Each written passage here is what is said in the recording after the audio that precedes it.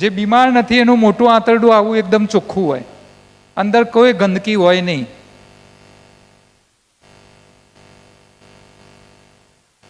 હવે આ 35 વર્ષના બેન છે, ચામડીનો રોગ છે, માથાનો દુખાવો છે, ભૂખની સમસ્યા છે, એમનું આંતરડું જો આ ગંદુ, અંદર બધો મળ ચીપકાયેલો હોય, ગંદકી ચીપકાઈ ગયેલી હોય. જે માદા માણસ હોય એના મોટા આંતરડામાં તમે કેમેરો નાખીને ચેક કરો ને તો આવી ગંદકી મળે, ચોખ્ખું હોય જ નહીં.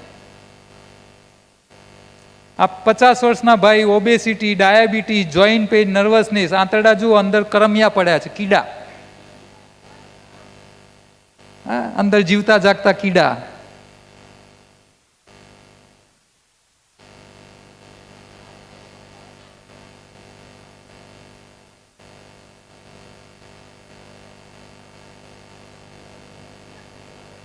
આ 21 વર્ષની દીકરી છે, અસ્થમાનો પંપ લેવો પડે, એલર્જીનો રોગ છે, આંતરડું જુઓ ફંગસ થઈ ગઈ છે અંદર આંતરડામાં. 58 વર્ષના ભાઈ છે, હાઇપરટેન્શન ને બીજી 2 બીમારીઓ છે, આંતરડા જુઓ અંદર ગાંઠો થઈ છે.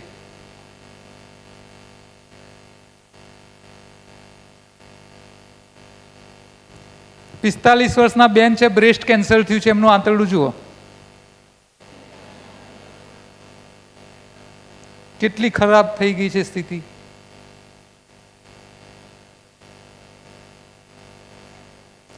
આ છેલ્લા સ્ટેજનું કેન્સરનું પેશન્ટ, થોડા દિવસનું મહેમાન, આંતરડું જુઓ બધું સડી ગયું છે, કાંઈ બચ્યું. આપણે માંદા પડીએ એટલે ડૉક્ટર આંતરડાનો વિડીયો લઈને બતાવે છે કે આવી ગંદકી થઈ છે, આપણને દવા આલે કરે, ખોરાક બદલાવે નહીં, રાંધેલું ખા ખા કરો, દવા ખાઓ, માદા ને માદા રહો. એટલે આ ગંદકી એ બીમારીની જડ છે. 3 ટાઈમ રાંધેલું ખાય, ચાવીને ખાય નહીં, એટલે આંતરડા ગંદા રહે અને પછી શરીરમાં રોગ આવે.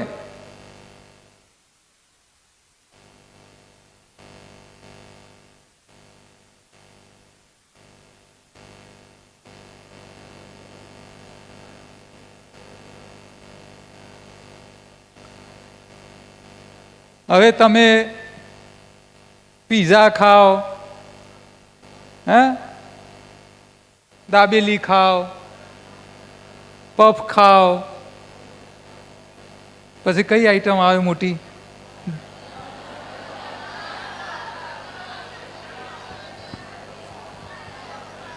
બધા અટપટા નામ છે, અમને તો નામે આવડતા નથી. હા, ફ્રેન્ચ ફ્રાઈઝ. હા, હવે જે વ્યક્તિ આ ચાવ્યા વગર ખાય એના શરીરમાં કેવી દશા થાય? હા, પેલું આંતરડું બતાવ્યું ને એવા અંદર બધી ગંદકી થાય, પછી શરીરમાં રોગ આવે. જો તમે સિઝનની વસ્તુઓ ખાઓ, સિઝનલ ફ્રૂટ ખાઓ, સલાદ ખાઓ, ફણગાવેલું ખાઓ, તો તમારા શરીરમાં કોઈ રોગ થાય નહીં. કેમ કે આ આલ્કલાઇન ખોરાક કહેવાય અને એ હેલ્ધી હોય. તમે રાંધેલો ખોરાક ખાઓ એ એસિડિક થાય અને એ શું આપે? સિકનેસ આપે, શરીરમાં બીમારીઓ આપે.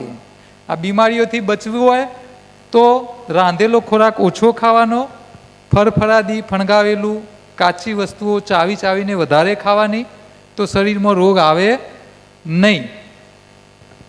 એટલે ઘરે કહી દેવાનું કે 50% રાંધેલું ખાવાનું, 50% કાચું, ફરફરાદી, શાકભાજી અને ફણગાવેલું, આવું બધું ખાવાનું, રાંધ્યા વગરનું. હવે રોગમાંથી બહાર આવવું હોય તો ચાવીને ખાવાની આદત પાડવાની, શરીરના જે અંગમાં કચરો ભેગો થયો હોય બહાર કાઢવાનો, અને રાંધવાથી પોષક તત્વો જે મળતા નથી એ પોષક તત્વોવાળો ખોરાક ખાવાનો. હવે પોષક તત્વો ક્યાંથી મળે? આ બધી વાતો સમજીએ. જે લોકો બીમાર છે એમના મોટા આંતરડામાં ગંદકી ભરાયેલી રહે. તમારું નાનું આંતરડું વચ્ચે હોય, નાના આંતરડામાંથી વધેલો મળ મોટા આંતરડામાં જમણી બાજુ જાય. મારો હાથ જમણો આ છે, એટલે નાનું આંતરડાનો મળ નાનામાંથી મોટા આંતરડામાં જમણી બાજુ આવે અને અહીંયાથી મળ ઉપર આવે, અને મોટું આંતરડું મુઠ્ઠી જેવું જાડું હોય. નાનું આંતરડું તમારી ટતલી આંગળી જેટલું હોય, પણ મોટું આંતરડું જાડું હોય. હવે આ મળ અહીંયા ભેગો થાય, ઉપર જાય, ડાબી તરફ જાય, નીચે આવે ને તમે સવારે ટોયલેટ કરો એટલે આ મળ નીકળે, ડાબી બાજુવાળો મળ નીકળે. તમે સવારે સંડાસ કરો ને એટલે આ નીકળી જાય, આ વાળો મળ બીજા દાડે અહીં આવે, આ જમણી બાજુવાળો બીજા દાડે અહીં જાય ને ત્રીજા દાડે અહીં આવે, પછી બહાર આવે. એટલે તમે આજે જે ખાઓ એ ત્રીજા દાડે બહાર આવે. 3 દાડા અંદર રહીને બહાર આવે કેવો થાય? જોવાલાયક હોય? સડી જાય. એટલે જે લોકો બીમાર હોય એ લોકોને તમારે કહેવાનું કે તમે આ મોટા આંતરડાની ગંદકી એને સાફ કરવા માટે આ એનિમાનો ડબ્બો આવે, સાદો પાણીનો ડબ્બો આવે, એ ડબ્બામાં પાણી ભરવાનું અને એની પાઇપ આવે લાંબી, એ પાઇપ મળ માર્ગેથી અંદર નાખી અને અંદર પાણી જવા દેવાનું. આને બસ્તી ક્રિયા કહેવાય, એનિમા કહેવાય અંગ્રેજીમાં. એનાથી શું થાય? પાણી અંદર જાય એટલે આંતરડામાં ગંદકી બધી ચીપકાયેલી હોય શું થાય? બહાર નીકળી જાય, ગંદકી બહાર આવી જાય. એટલે આ યોગશાસ્ત્રની અંદર પણ આનો ઉપયોગ લખેલો છે. અને અત્યારે બીમાર લોકોને સાજા કરવા માટે અમે એનીમાં ભલામણ કરતા હોઈએ છીએ. એટલે તમારા ઘરમાં જે લોકો બીમાર હોય એમને કહેવાનું કે તમે એનીમાનો ડબ્બો મગાવો અને પોતાના આંતરડા સાફ કરો, તમે ઝડપથી સાજા થઈ જશો.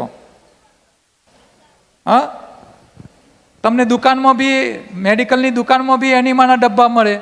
ન મળે તો અહીંયા ભુજની અંદર અવેલેબલ કરાવી શકાય.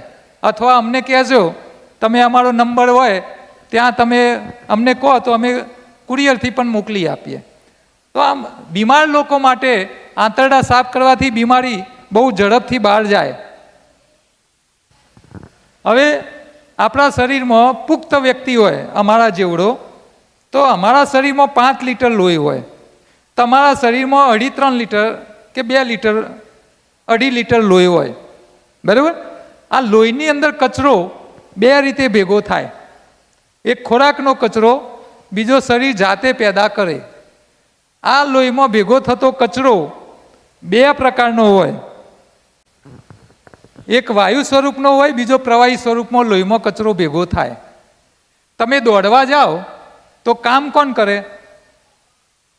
હવે પગ મહેનત કરે એટલે પગના લોહીમાં કાર્બન ડાયોક્સાઇડ વાયુ ભેગો થાય અને એ કાર્બન ડાયોક્સાઇડ વાળું લોહી ક્યાં જાય? ફરતું ફરતું ફેફસામાં આવે. અને તમે શ્વાસ બહાર કાઢો છો એ શું કાઢો છો? Carbon dioxide. એટલે તમારા લોહીનો કચરો, વાયુ સ્વરૂપનો કચરો બહાર કાઢો છો. 24 કલાક કાઢીએ છીએ ને, બરાબર? એટલે આપણા લોહીમાં ભેગો થતો વાયુ સ્વરૂપનો કચરો રોજે રોજ આપણે ફેફસા દ્વારા બહાર કાઢતા રહીએ છીએ. પ્રવાહી સ્વરૂપનો જે કચરો હોય એને બહાર કાઢવાના 2 રસ્તા હોય. એક પેશાબ રૂપે કચરો નીકળે ને બીજો પરસેવા રૂપે નીકળે. પેશાબ રૂપે કચરો કોણ કાઢી આલે? કિડની. કેટલી હોય? આ 2 કિડનીઓને ભગવાને કઈને મોકલેલી? શું કઈને મોકલેલી ખબર? કે તારો મકાન માલિક એટલે શરીર ખાઈ ખાઈને ગમે એટલો કચરો ભેગો કરે, તારા 2 હાથે થાય એટલો જ કચરો કાઢવાનો, ફિક્સ પગારવાળી. તમે બહુ ખા કરો, કિડની કચરો કાઢે નહીં, એને તો એના 2 હાથે થાય એટલો જ કાઢે, વધારાનો કાઢે નહીં. હવે કિડની કચરો કાઢે નહીં લોહીનો, તો એ કચરો બહાર કાઢવાનો બીજો રસ્તો કયો રહ્યો? પરસેવો. જે લોકો 3 વાર ખાય, 5 વાર ખાય અને કાળી મજૂરી કરે, પરસેવો પાડે, એમના લોહીમાં કચરો ભેગો થાય? અચ્છા, એ માંદા પડે? જે લોકો માંદા છે એનો મતલબ શું? કે એમના લોહીમાં કચરો ભેગો થાય છે, મહેનત કરી પરસેવા રૂપે કચરો કાઢતા નથી. હવે શહેરમાં રહેતા લોકો મજૂરી કેટલી કરે? પૈસે ટકે સુખી લોકો હોય કેટલી મજૂરી કરે? પરસેવો પાડે નહીં. અત્યારે તો ઘરમાં એસી, ગાડીમાં એસી, ઓફિસમાં એસી, અને ક્યાંક જવું હોય તો એક્ટિવાનું ખાલી બટન દબાવવાનું, કિક બી મારવાની નહીં. એટલે શારીરિક શ્રમ ઘટી ગયો છે. આપણે સુખી થયા એટલે શારીરિક શ્રમ ઘટ્યો. હવે શારીરિક શ્રમ ઘટ્યો અને ખોરાક આપણો ચાલુ રહે તો લોહીમાં ગંદકી વધતી જાય, પરસેવા રૂપે નીકળે નહીં અને બીમારીઓ આવે. એટલે આ બીમારીઓથી બચવા માટે તમામ ડૉક્ટરોએ બહુ સરસ સલાહ આપી છે ભોજનની. શું સલાહ આપી? સવારે રાજા જેવું ખાઓ, બપોરે વેપારી જેવું ખાઓ અને રાતે ભિખારીની જેમ ખાલી પેટે સૂઈ જાઓ. મોટા માણસો માટે આ ભલામણ ડૉક્ટરો આપે છે.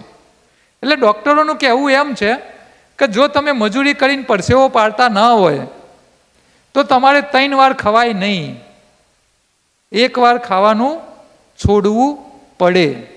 મજૂર હોય 3 વાર ખાય કંઈ વાંધો નહીં. તમે બાળકો છો, તમે 3 વાર ખાઓ વાંધો નથી, કારણ કે તમારો શરીરમાં વિકાસનો સમય છે. પણ તમે મોટા થઈ ગયા, 20-25 વર્ષના થઈ ગયા પછી તમારે મહેનત કરો તો 3 વાર ખવાય.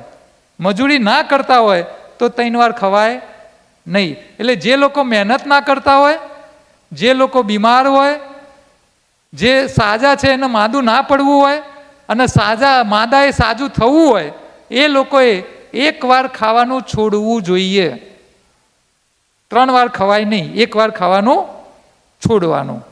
હવે રાત્રે ખાલી પેટે ઊંઘવા જાઓ તો ઊંઘ આવે નહીં, એટલે આપણે રાતે ખાઈ લેવું પડે.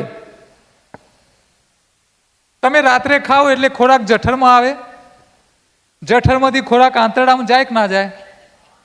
આંતરડામાંથી ખોરાક લોહીમાં જાય કે ના જાય? અચ્છા, આખી રાત લોહીમાં ખોરાક આવતો જ જાય, આવતો જ જાય. આખી રાત તમે વાપરો ક્યાં?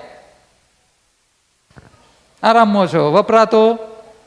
હવે ખોરાક લોહીમાં જાય અને વપરાય નહીં તો આખી રાત ખોરાક લોહીમાં ભરતો જાય તો લોહી સવાર સુધીમાં જાડું થઈ જાય કે નહીં? અચ્છા, લોહી જાડું થઈ જાય શું થાય? હાર્ટ એટેક આવે. શું થાય? લોહી જાડું થઈ જાય એટલે એટેક આવે. એટલે ભગવાનને ખબર હતી કે માણસો હરામીઓ રાતે દબાઈને ખાસી, ખાઈને ઊંઘી જશે, આખી રાત લોહી જાડું થઈ જશે અને લોહી જાડું થઈ જાય તો એટેક આવશે, માણસ મરી જશે. એટલે ભગવાને માણસ મરી ના જાય એની વ્યવસ્થા કરી આલી. શું વ્યવસ્થા કરી? કે આખી રાત જેટલો ખોરાક લોહીમાં આવે એમાંથી જરૂર હોય એટલો લોહીમાં રાખે, બાકીનો વધારાનો જેટલો ખોરાક લોહીમાં આવે એ લોહીમાં રાખે નહીં, એને ટ્રાન્સફર કરી અને ગોડાઉનમાં મોકલે, માળિયા મોકલે. માળિયા ઉપર હોય કે નીચે? ઉપર હોય ને. આપણા શરીરમાં ભગવાને એક માળિયું આપ્યું છે.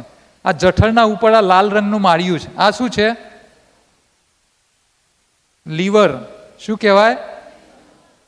લીવર. તમારા જઠર કરતાં લીવર મોટું હોય, બરાબર? એટલે રાત્રે તમે જે ભોજન કરો એ બધું ક્યાં જાય? એટલે તમારું લોહી જાડું થાય નહીં, એટલે તમે રોજ સવારે ઉઠી શકો, તમને એટેક આવે નહીં. જે લોકોના માળિયા એટલે કે લીવર પહેલેથી જ ભરેલા હોય, અંદર નવો માલ મૂકવાની જગ્યા ના હોય, એમને શું થાય? સમજ પડે છે ને? એટલે મમ્મી પપ્પાને આ કહેવાનું કે તમે રાત્રે જે કંઈ ખાધું એ ક્યાં ગયું? લીવરમાં ગયું. સવારે બેટરી ચાર્જ થઈ ગઈ. આપણે મોબાઈલની બેટરી ચાર્જ થઈ ગઈ હોય તો આપણે ફરી ચાર્જર ભરાઈએ? કંઈ ના ભરાઈએ. તો સવારે આપણી બેટરી ફૂલ ચાર્જ થઈ ગઈ કહેવાય. તો સવારે ઉઠી આગલા દિવસે જે કંઈ ખોરાક ખાધો હોય એ બેટરી ચાર્જ કરવામાં વપરાઈ ગયો લીવરની, તો સવારે ઉઠી આપણે લીવર ખાલી કરવાનું. રાત્રે જે ખોરાક લીવરમાં મૂક્યો હોય પાછો વાપરવાનો, અને એ વાપરવો હોય તો સવારે ઉઠીને ખવાય નહીં. એટલે જે લોકો માંદા છે, મજૂરી કરતા નથી, હા, સાજા રહેવું છે, બીમારીમાંથી બહાર આવવું છે, એવા લોકોએ સવારે ઉઠીને ખાવાનું નહીં. એક ટાઈમ ભોજન છોડી દેવાનું. હવે છોડી દેવું શા માટે જરૂરી છે? કે એનું કારણ એ છે કે આપણે રાત્રે જે ભોજન ખાઈએ એ શરીરમાં વપરાતું નથી, શરીરની અંદર પડી રહે છે. અને શરીરનું ટેમ્પરેચર કેટલું હોય? 37 ડિગ્રી. અચ્છા, તમે શાક ખાતા વધ્યું હોય તો ફ્રીજમાં મૂકો, પણ જો સાંજ સુધીમાં વાપરો નહીં તો બીજા દિવસે એને ફેંકી દો છો.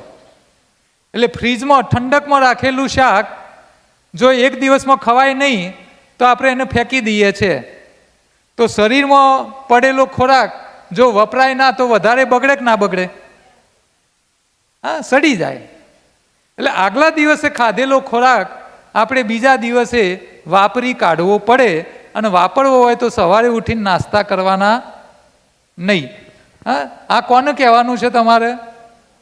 મમ્મી પપ્પાને, જે લોકો બીમાર છે એ લોકોને, જેને માદા પડવું નથી એ લોકોને. હા, તમે સવારે યોગ ક્લાસમાં જાઓ અને 2 કલાક બરોબર આસન પ્રાણાયામ કસરત કરો, પરસેવે રેપઝેપ થઈ જાઓ, તો આગલા દિવસ ખાધેલો ખોરાક વપરાઈ જાય કે ના વપરાઈ જાય?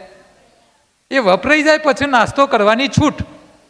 પણ જે લોકો ના વાપરે એમને સવારે નાસ્તો કરાય નહીં. આ વાત તમારે સમજાવવાની છે.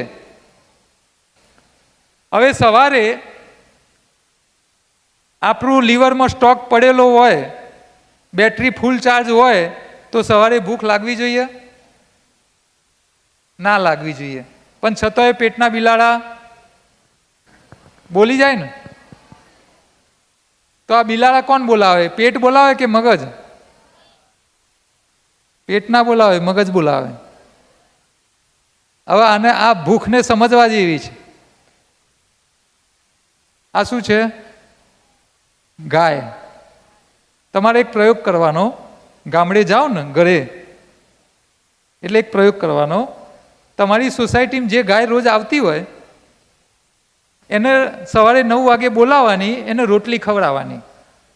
બીજા દિવસે 9 વાગે એ જ ગાયને બોલાવીને રોટલી ખવડાવવાની. ત્રીજા દિવસે 9 વાગે એ જ ગાયને બોલાવીને રોટલી ખવડાવવાની. ચોથા દિવસે તમે કામમાં ભૂલી ગયા, પેલી ગાય દરવાજા આવી જાય ને, ઘડિયાળ જોઈને આવે, કોણ બોલાવી લાવ્યું? ખબર પડી ને? તમે ગાયને 4 દાડા ટાઈમસર રોટલી ખવડાવો તો રોટલી ખવાઈ જાય. તમે પેટનો બિલાડોને ટાઈમસર ખવડાવો તો બોલે કે ના બોલે? ટાઈમ થાય એટલે બોલે. અચ્છા, ભૂખ ક્યારે લાગવી જોઈએ? સ્ટોક ખાલી થાય એટલે ટાઈમ થાય એટલે? તમે મેદાનમાં રમવા જાઓ તો વહેલી ભૂખ લાગે કે ના લાગે? તમે રમો, વહેલી ભૂખ લાગે તો ખવાય. તમે રમવા જ ના ગયા હોય તો પછી ટાઈમ જોઈને ખા કરાય? સાચી ભૂખ લાગે પછી ખવાય. બરાબર?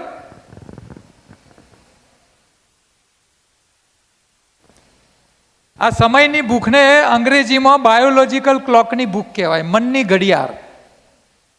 આ બાયો ક્લોક તમને રોજ સવારે ઉઠાડે, ટાઈમસર એલાર્મ મૂકવી પડે, ટાઈમસર ઊંઘાડે, ટાઈમસર ચા યાદ કરાવે, ટાઈમસર ભૂખ લગાડે. અને આ દારૂડિયાઓને દારૂ પીવા ઘડિયાળ જોવી પડે? અને આમ જોવા જાય તો પીવામાં વેચાઈ ગઈ હોય ને, છતાં ખબર પડે પીવાનો ટાઈમ થઈ ગયો. એટલે આ બધું કોણ કરે? મનની ઘડિયાળ.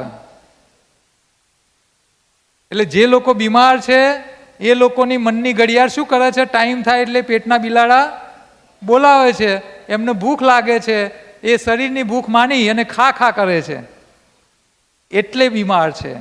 સમય સાથે ભૂખ લાગવી જોઈએ નહીં. શરીરમાં સ્ટોક ખાલી થાય પછી ભૂખ લાગવી જોઈએ. બરાબર? એ વાત તમે તમારા મમ્મી પપ્પાને સમજાવજો. હવે જે લોકો માંદા છે, જે લોકોને માંદા પડવું નથી, એ લોકો સવારથી બપોરનો એક ટાઈમ ઉપવાસ કરે. સવારે કસરત કરે તો ઉપવાસ કરવાની જરૂર નથી. કસરત કર્યા પછી નાસ્તો કરવાની છૂટ. પણ કસરત ના કરતા હોય એ લોકોએ ઉપવાસ કરવો. અને આ ઉપવાસ કરવાથી આટલા ફાયદા થાય. પહેલો ફાયદો શું થાય? કે આગલા દિવસનો ખાધેલો ખોરાક આપણી શરીરની ગરમીમાં પડ્યો હોય એ પહેલો વપરાઈ જાય. એટલે બીમારી આગળ વધતી અટકી જાય, રિવર્સ થવાની ચાલુ. બીમારી રિવર્સ થવા માંડે, બીમારીમાંથી પેશન્ટ બહાર આવવાનો ચાલુ થાય. મોટામાં મોટો ફાયદો આ થાય એક ટાઈમ ઉપવાસ કરવાથી. અચ્છા, બીજી ફાયદો શું થાય? કે તમે સવારથી ખાધું ના હોય, બપોરે સાચી ભૂખ લાગે ખોટી, અને સાચી ભૂખનું ભોજન અમૃત સમાન થાય. આપણને જોરદાર કકડીને ભૂખ લાગી હોય તો પથરાએ પચી જાય. હા, અચ્છા, સાચી ભૂખનો સૌથી મોટો ફાયદો શું થાય ખબર? નખરો જતો રહે. કોઈ નખરો કરે નહીં. તમને જોરદાર ભૂખ લાગી હોય, મમ્મી જે આલે ખાઈ જાઓ કે ના ખાઈ જાઓ? પણ ભૂખ ના લાગી હોય એટલે મમ્મી આ તો રીંગણ નથી ભાવતા, ભીંડા નથી ભાવતા, આમાં તો તેલ ઓછું છે, આ તો મરચું ઓછું છે, નખરો કરે એને માનવાનું શું ભૂખ નથી. એટલે તમને બપોરે સાચી ભૂખ લાગે. ત્રીજો ફાયદો શું થાય? સવારથી તમે ખાધું ના હોય, તમારા આંતરડામાંથી લોહીમાં નવો કચરો આવે નહીં, તમારી કિડનીઓ બેસી કામ કરે. શું કરે? કિડનીઓનું શું કામ? લોહી ફિલ્ટર કરવાનું, બરાબર? તો તમારી કિડની શું કરશે? બપોર સુધી તમારું લોહી સાફ કરી નાખે. અને લોહી સાફ થઈ જાય તો બીમારીઓ બહાર આવવાના ચાલુ થઈ જાય. અચ્છા, લોહી સાફ ન કરો તો લોહીમાં ભેગો થયેલો કચરો કોણ ખાય? બીમારી લાવવાવાળા વાયરસ, શરદી, તાવ, ડેન્ગ્યુ, ચિકનગુનિયા, આ બધા ઝીણા જે વાયરસ છે જે નરી આંખે દેખાતા નથી, એ શરીરમાં જાય એટલે લોહીમાં ફરતો કચરો ખાય. શું ખાય? લોહીમાં ફરતો કચરો. એટલે આપણને એનાથી પણ રાહત રહે. એટલે એક ટાઈમ ઉપવાસ કરવાથી આટલા ફાયદા થાય. શાસ્ત્રોએ ઉપવાસ આપ્યા છે શરીર સાફ કરવા આપ્યા છે કે બગાડવા? ઉપવાસમાં શરીર ચોખ્ખું થાય કે બગાડવાનું? તો ઉપવાસના દાડે રાજગરાના શીરા ખાવાના કે પછી ઉપવાસ કરવાનો? હાલે ઘરે જઈને કહેવાનું ખોટા ઉપવાસ કરવાના નહીં. ઉપવાસના દિવસે લીંબુ પાણી પીવાય, ફ્રૂટ ખવાય, રાંધેલું ખોરાક ખવાય નહીં. એ વાત તમારે સમજાવવાની. આપણા શરીર શાકાહારી છે કે માંસાહારી? કેમ શાકાહારી છે ખબર છે? કે આપણા નખ માંસાહારીઓ જેવા નથી. માંસાહારીઓના અનિવારા હોય. કૂતરા, બિલાડા, વાઘ, વરુ, રીંછ, શિયાળ, ચિત્તા, દીપડા, એમના નખ જો અનિવારા હોય. ઘેટા, બકરા, ઘોડા, ગધેડા, ગાય, ભેંસ બધાના કેવા હોય? ચપટા હોય. હાથી. આપણા કેવા છે? ચપટા કે અનિવારા? એટલે આપણે શાકાહારી જેવા નખ છે. અચ્છા, માંસાહારીઓના દાંત લાંબા હોય, શાકાહારીઓના લાંબા દાંત હોય ના હોય. પાણી પીવાની સ્ટાઇલ માંસાહારીઓની કેવી હોય? જીભથી પીવે. કૂતરું પાણી પીવે એટલે શું કરે? અચ્છા, ગાય ભેંસ પાણી પીવે એટલે મોઢું પાણીમાં નાખે અને ખેંચે, સક કરે. તમારા હાથમાં પાણી પીવું એટલે શું કરો? એમ કરો કે ખેંચો? તો આપણી પાણી પીવાની સ્ટાઇલ શાકાહારીઓ જેવી છે કે માંસાહારીઓ જેવી? એટલે આપણે શાકાહારી છીએ. અચ્છા, ખાવાની રીત. શાકાહારી પ્રાણી ઘાસ ખાઈને પછી શું કરે? વાગો રે. માંસાહારી પ્રાણી કોઈ દાડો ચાવે નહીં, એ સીધે સીધું ખાઈ જાય, આવું કરી જાય, ચાવે નહીં. અચ્છા, કેમ એને ચાવવાની જરૂર નહીં એ સમજીએ. માંસાહારી હોય કે શાકાહારી હોય, એને જઠર હોય, જઠરથી આગળ નાનું આંતરડું હોય અને નાના આગળ મોટું આંતરડું હોય.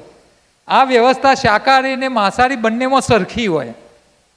પણ આમાં ફરક ક્યાં હોય? જુઓ, આ વાઘ હોય, સસલાને ખાય તો હાડકા વીણીને બહાર કાઢે, આખું ખાઈ જાય. હવે સસલાના હાથ પગમાં નાના નાના હાડકા હોય ને, હવે જઠરમાં સસલું ગયું, હવે જઠરમાં હાડકા ગયા, હવે એ હાડકા ત્યાંથી નાના આંતરડામાં જોય તો ફસાય ને. અચ્છા, ફસાતા હોય બીજી વાર ખાય? હવે હાડકા બહાર કાઢતો નથી, પાછળ નીકળતા નથી, હાડકા ગયા ક્યાં? બસ આ જ વાત સમજવાની છે. એના જઠરમાં હાડકા જાય, નાના આંતરડામાં જાય નહીં. કેમ? જઠરમાં જે એસિડ આવે, રસ, એ હાડકાઓને શું કરે? ઓગાળી કાઢે. એટલે માંસાહારી પ્રાણીને ચાવીને ખાવાની જરૂર નથી. એના સામે શાકાહારી પ્રાણી, ઘેટા, બકરા, ઘોડા, ગધેડા, ગાય, ભેંસ, એ ઘાસ ખાય પછી શું કરે? પાછું લાવે, એને વાગો રે, રસ કરે અને પછી આગળ બીજા જઠરમાં જાય. ભગવાને પેલા 4 પગવાળા શાકાહારી પ્રાણીઓને 2 જઠર આપ્યા હોય. કેટલા? એટલે પહેલા જઠરમાં ઘાસ ભરે, પછી વાગો રે એટલે એમાંથી થોડું થોડું ઘાસ મોઢામાં લાવે, ચાવે, રસ કરે અને રસ કરેલો બીજા જઠરમાં જાય અને બીજા જઠરમાંથી નાના આંતરડામાં જાય. 4 પગવાળા શાકાહારી પ્રાણીઓને 2 જઠર આલ્યા. આપણને ભગવાને 2 આપ્યા છે કે 1? કેમ એક આલ્યું? ભગવાન ભૂલી ગયા? ભગવાને જાણી જોઈને તમને એક જઠર આલ્યું છે, બે આપ્યા નથી. અને બે આપ્યા હોત શું કરો? ખાધા પછી બાલ્કની બેઠા બેઠા વાગોરો. ખ્યાલ આવે? આપણું એક જઠર લઈ લીધું ભગવાને, અને એ જઠરના સામે શું આલ્યું? જઠર જેવડું તમને મગજ આપ્યું છે, જે પ્રાણીઓને આલ્યું નથી. એટલે આપણે મગજનો ઉપયોગ કરવાનો. જમતી વખતે ચાવી ચાવીને ખાવાનું. ખાધેલું પાછું ચાવવા લવાય નહીં. બરાબર? તો આપણે શાકાહારી છે, અને શાકાહારી તરીકે આપણે શું ખાઈએ છીએ? તો ભગવાને આપણો ખોરાક ભગવદ્ ગીતામાં કીધો છે, પત્રમ ફલમ પુષ્પમ તોયમ. પત્રમ એટલે પાંદડા, ફૂલ, ફળ અને પાણી. એ આપણો શાકાહારીનો ખોરાક છે. આપણે શું શું ખાઈએ છીએ? તો પાંદડા, શાકભાજી, ફ્રૂટ, સલાદ, અનાજ, કઠોળ, ડ્રાય ફ્રૂટ્સ આપણો ખોરાક છે ને. અચ્છા, હવે પાંદડા ખાઓ અને ડ્રાય ફ્રૂટ્સ ખાઓ તો બંનેની અસરો એક હોય કે અલગ અલગ? અલગ જ હોય. એટલે કયો ખોરાક ખાવાથી શરીરમાં શું થાય, આની સમજ આપણને હોવી જોઈએ. તો આપણા શરીરને કેટલા પ્રકારનો ખોરાક જોઈએ? આ ખોરાકના પ્રકાર તમારે યાદ રાખવાના છે. વાતો નહીં કરો, અહીંયા ધ્યાન રાખો. કંટાળ્યા છો? તમને ગમે છે? મજા આવે છે? હા, તો અહીંયા મારી વાતોમાં ધ્યાન રાખો. આ તમારા જીવનમાં બહુ ઉપયોગી થશે. ઘરના મા બાપને પણ તમે આ બધું સમજાવી શકશો. તો તમે બધા, તમારા મમ્મી પપ્પા એક્ટિવા ચલાવે છે, ગાડી ચલાવે છે. ગાડી ચલાવવા શું ભરીએ છીએ આપણે? પેટ્રોલ. બરોબર? પેટ્રોલનું કામ શું? ગાડી ચલાવવાની. પતાવું છે? ઓકે, ચલો 5 મિનિટમાં ફિનિશ કરી દઈએ. પેટ્રોલનું કામ છે ગાડી ચલાવવાની તાકાત આપવાનું. પણ ગાડી બગડે પેટ્રોલથી રિપેર થાય? ના થાય. બરોબર? જે સામાન ગાડી રિપેર કરવાનો પેટ્રોલની જગ્યાએ ચાલે? ના ચાલે. આનો મતલબ જે તાકાત આલે રિપેર ના કરે, રિપેર કરે. શરીરમાં પણ એવું. તમારે મહેનત કરવી હોય ને તો શક્તિવાળો ખોરાક ખાવો પડે.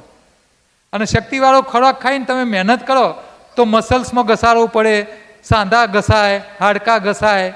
આ ઘસારો જે પડે એ પેલો શક્તિવાળો ખોરાક ઘસારો રિપેર કરે નહીં. રિપેરિંગનો સામાન અલગ આપવો પડે. રિપેરિંગના સામાનને પોષક તત્વો કહેવાય, ન્યુટ્રિશન. અને તાકાતવાળા ખોરાકને શું કહેવાય? શક્તિવાળો, કેલરીવાળો. તો ભગવાને જે ખોરાક બનાવ્યો છે એને કઈ રીતે નક્કી કરવો?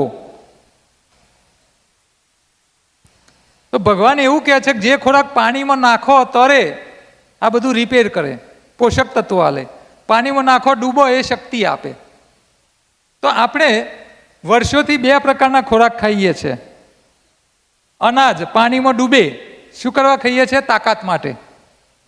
શાકભાજી પાણીમાં તરે, શાના માટે ખાઈએ છીએ? પોષક તત્વો માટે.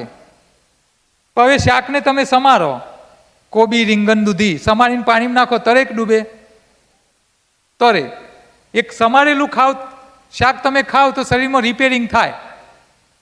પણ આપણે સમારેલા શાકને શું કરીએ છીએ? વઘાર કરીએ છીએ, રોધી કાઢીએ. હવે પાણીમાં નાખો તરે કે ડૂબે? અચ્છા, ડૂબી જાય શું આપે? શક્તિ. એટલે તમે શાક શક્તિવાળું કરીને ખાઓ છો, અનાજ શક્તિવાળું કરીને ખાઓ છો, પોષક તત્વો તમારા શરીરને મળતા નથી. તો ભગવાન એવું કહે છે કે જેટલું હલકું એટલા પોષક તત્વો વધારે, જેટલું વજનદાર એટલી તાકાત વધારે. અહીંયા જુઓ, પાંદડા સૌથી હલકા, તો પાંદડામાં સૌથી વધારે પોષક તત્વો હોય. એનાથી વજનવાળું ફ્રૂટ અને શાકભાજી, તો શાકભાજીમાં પાંદડા કરતાં પોષક તત્વો ઓછા હોય. બરાબર? જેમ વજન વધે એમ શક્તિ વધે અને પોષક તત્વો ઘટતા જાય. તો હવે શાકભાજીને પાંદડામાં હલકું કોણ? પાંદડા. તો વધારે પોષક તત્વો શાકમાં મળે કે પાંદડામાં? અને સસ્તું શું પડે? પાંદડા જ સસ્તા પડે ને. અચ્છા, પાંદડામાં કેવા પોષક તત્વો હોય? જુઓ, આપણે કેલ્શિયમ માટે દૂધ પીએ છીએ. સરગવાના પાનમાં દૂધ કરતાં 10 ગણું કેલ્શિયમ હોય. તમે મીઠો લીમડો લાવો છો ને ખાવા, વઘાર કરવા, આ મીઠા લીમડામાં સરગવાના પાન કરતાં ડબલ કેલ્શિયમ હોય. તો કેલ્શિયમ માટે દૂધ સસ્તું પડે કે મીઠો લીમડો? તો મીઠો લીમડો રોજ ચટણીમાં ખાવો જોઈએ કે નહીં? બરાબર. એટલે આપણા શરીર માટે સૌથી સારા કોણ? તો ઘઉંના જવારા, સરગવાનું પાન, રચકાના પાન. અને આ બધું ન મળે તો પાલક, ફુદીનો, કોથમીર, મીઠો લીમડો, આ બધા પાંદડાની ચટણી તમારે રોજ ખાવાની. એનાથી સૌથી વધારે પોષક તત્વો મળે. તમારી હાઈટ વધે. વાતો નહીં, અંદર વાતો નહીં કરો. ચટણી, લીલા પાનની ચટણી ખાવાથી શરીરમાં પોષક તત્વો પુષ્કળ મળે, એટલે શરીરમાં બીમારીઓથી બચાય. હવે આ પાંદડા સિવાય તમે સિઝનના ફ્રૂટ તમે આ ગરમીની મોસમમાં શું આવે? તરબૂચ, ટેટી, દ્રાક્ષ. તો આ બધું ખાવાથી શરીરમાં ઠંડક રહે. શિયાળામાં આવે ગાજર, બીટ, રીંગણ, તો એ શરીરમાં ગરમી કરે. તો આ બધી વસ્તુઓ કાચી ખવાય. અચ્છા, પાંદડાની અંદર ક્લોરોફિલ હોય, ખબર છે? હરિતકણ. આ હરિતકણ શું કરે? સૂર્યની હાજરીમાં વનસ્પતિ માટે ખોરાક બનાવે. તો આ ક્લોરોફિલ મેગ્નેશિયમના કારણે લીલા રંગનો હોય, પાંદડું લીલું દેખાય. આ શું કરે? સૂર્યનો પ્રકાશ એટલે અગ્નિ તત્વ લે, હવામાંથી કાર્બન ડાયોક્સાઇડ લે, વાયુ તત્વ, જમીનમાંથી પાણી, જળ તત્વ લે, જમીનનું ખાતર, ભૂમિ તત્વ લે. આ 4 તત્વો ભેગા કરે, ખોરાક બનાવે, નવા પાન, ફળ, ફૂલ લાગે, જે આપણે ખાઈએ છીએ. તો આપણો ખાવાનો ખોરાક કોણ તૈયાર કરે? ક્લોરોફિલ. આ ક્લોરોફિલ લીલા રંગનું હોય. તમે પાંદડું ખાઓ, ચટણી રૂપે ખાઓ, જ્યુસ રૂપે પીવો, એટલે આ શરીરમાં જાય. શરીરમાં જાય એટલે ભગવાન આ મેગ્નેશિયમની જગ્યાએ આયન બેસાડે. આયન બેસાય એટલે આ લીલામાંથી લાલ બને. અને શરીરમાં લાલ શું હોય? હિમોગ્લોબિન, લોહી. હવે આ સાચું લોહી બને. આ લોહી શું કરે? તમે જે ખોરાક ખાધો એમાંથી અગ્નિ, વાયુ, જળ, ભૂમિ, આકાશ, આ બધા તત્વોને છૂટા પાડવાનું કામ કરે. એટલે આપણા શરીરના કારીગર તરીકે કામ કરે.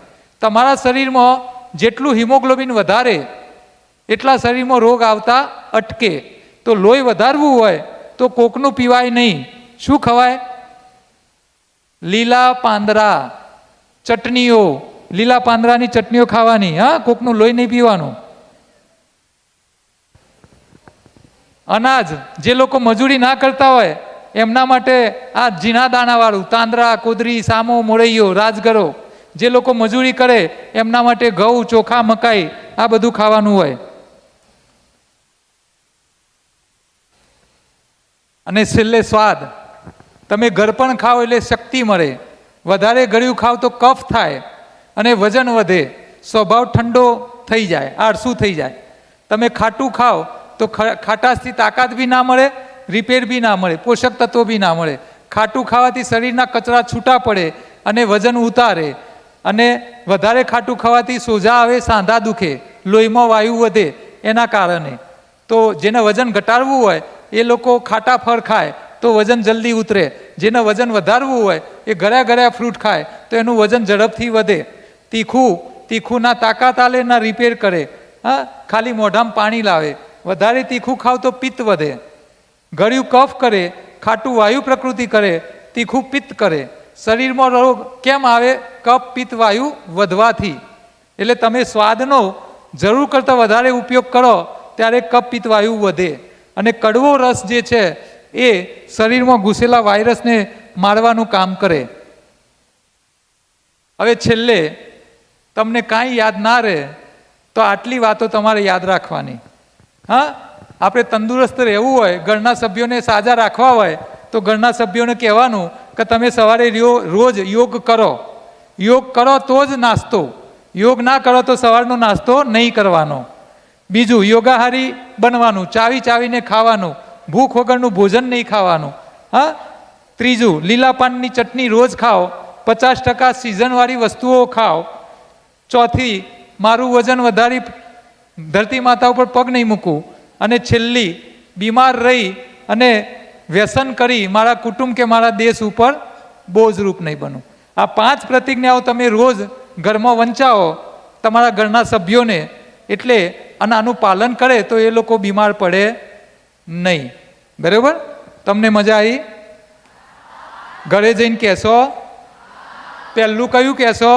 ચાવીને ખાવાનું. જે લોકો બીમાર હોય સવારે ઉપવાસ કરે, બપોરના ભોજનમાં લીલા પાનની ચટણીઓ, ફળફળાદી, સલાદ, ફણગાવેલું આવું ખાય અને રાત્રે એકવાર રાંધેલું ખાય. આટલી તમારે સલાહ આપશો એટલે માંદા માણસો ધીરે ધીરે સાજા થઈ જશે. ચલો, તમારા બધાનો ખૂબ ખૂબ આભાર.